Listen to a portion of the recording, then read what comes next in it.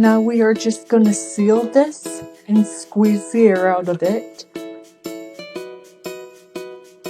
And we are going to give that a really good mix.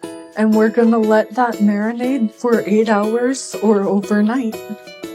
If you need to do less time, that's fine, but just know that the flavors will be more developed if you do it overnight.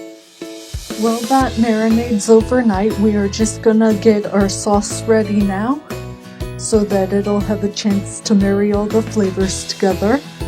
So you need about 1/2 cup of peanut butter. You can also use crunchy here. I am using smooth. Now add 3 tablespoons of soy sauce, 1.5 tablespoons of rice vinegar, and as you can see, we are using similar ingredients. 3 tablespoons of honey.